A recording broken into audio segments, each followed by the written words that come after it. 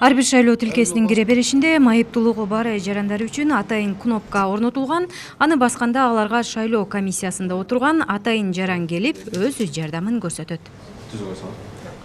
Борбордук шайлоо комиссиясы майыптыгы бар жарандар үчүн атайын тилке уюштуруп, мында аларга каралган шарттарды көрсөтүп берди. Акбар мырза добуш берүү процесси кандай өтөөрүнө катышып көрдү.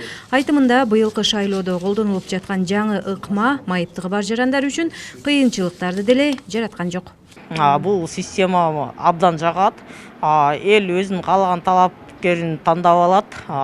Мурункуда партиянын колунда эмес, кайсы талапкерди депутатка мандат берүү, кайсы талапкерге бербөө дегенчи. Азыр элдин өзүнүн колунда турат. Эл каалаган талапкерин шайлап алат. Шайлоонун жаңы системасы тууралуу майыптуулугу бар жарандарга маалымат жеткирүү үчүн өлкө боюнча Braille арбин колдонуу менен 5000 плакаты чыгарылып, сурда котормосу менен видео материалдар, уктуруулар даярдалган.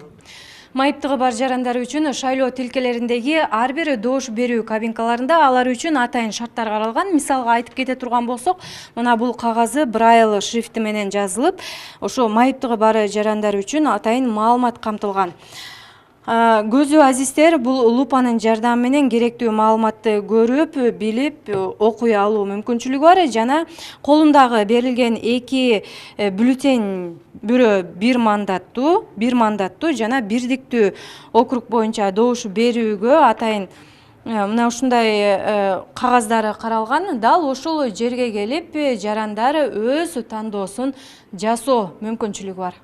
Шайлоо тилкелеринде пандустардын болушу башкы артыкчылыктардын бири. Уштапта өлкө боюнча 2435 пандус орнотулган. Ал эми ар бир шайлоо участкада деген негизи пандустар болуш керек. Бул майыпчылыгы бар биздин жарандар үчүн шайлоо участкага добуш бергенге деген ылайыктуу условияны деген жазалганда, бирок кээ бир участкаларда деген, бир топ участкаларда деген ушу пандустар бар болгону менен, бирок сниптерге деген строительные нормы, правила бар. Ошолорго деген кээде деген туура келбей атат да. Ушул боюнча сапаты боюнча деген быйылдан баштап мына иштей баштадык.